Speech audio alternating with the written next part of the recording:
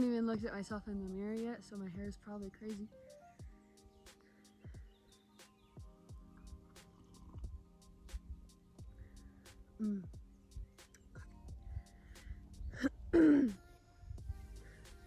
So I was gonna do a live this morning instead, but I didn't know that I had to activate my account 24 hours in advance. So it is October 1st. My name is Sarah. I think I'm gonna start doing devotionals every morning on the live. But it probably won't be at the same time every day, and it may not even be every day that I do it. The title of the devotion is Compassion in Action. The verse that it says to read before starting the devotional is Matthew 9:36. When he saw the crowds, he had compassion on them because they were confused and helpless like sheep without a shepherd. Compassion. That's the one thing people need more than anything else in the world. They need someone to reach out with them with the compassion of God. Compassion is a deep yearning that responds to the needs of people. Is there a cow over there? No. It's much deeper than sympathy. Sympathy can just sit around feeling sorry for people. Compassion has to do something for them.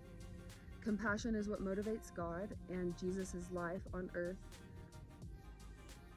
was a picture of that compassion in action.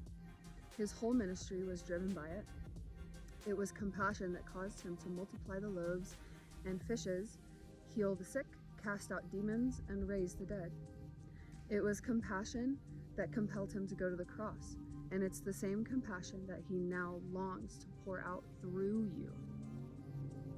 That's a staggering thought, isn't it? It's staggering to realize that we believers are the only body Jesus has on this earth now. His healing must flow through our hands and our faith. His compassion must move us to His compassion must move us to provide for the hungry. It must compel us to cast out demons and set captives free. If you have the Spirit of God dwelling inside you, you have this kind of compassion because He is that kind of love. You simply need to activate it. How? Just like Jesus did when He walked the earth, through prayer and fellowship with the Father. Look through the Gospels and notice how much time Jesus spent alone with the Lord.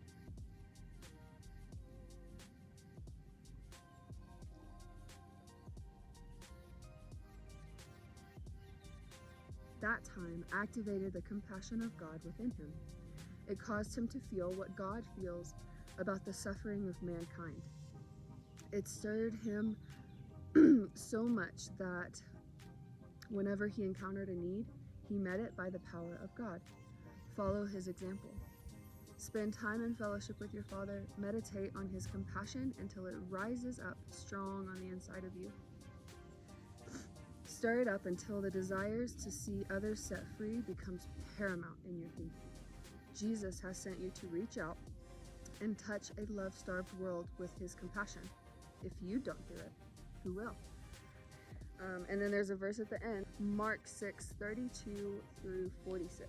So they left by boat for a quiet place where they could be alone. But many people recognized them and saw them leaving. And people from many towns ran ahead along the shore and got there ahead of them. Jesus saw the huge crowd as he stepped from the boat, and he had compassion on them because they were like sheep without a shepherd. So he began teaching them many things. Late in the afternoon, his disciples came to him and said, "This is a remote place, and it's already getting late. Send the crowds away so they can go to the nearby farms and villages and buy something to eat." But Jesus said, "You feed them." "With what?" they asked. "We'd have to work for months to earn enough money to buy food for all these people." "How much bread do you have?" he asked. "Go and find out." They came back and reported, "We have 5 loaves of bread and 2 fish." Then Jesus told the disciples to have the people sit down in groups on the grass, on the green grass, it says. So they sat down in groups of 50 or 100. Jesus took the 5 loaves and 2 fish, looked up toward heaven, and blessed them. Then, breaking the loaves into pieces, he kept giving the bread to the disciples so they could distribute it to the people. He also divided the fish for everyone to share. They all ate as much as they wanted, and afterward the disciples picked up 12 baskets of leftover bread and fish. A total of 5,000 men and their families were fed from those loaves.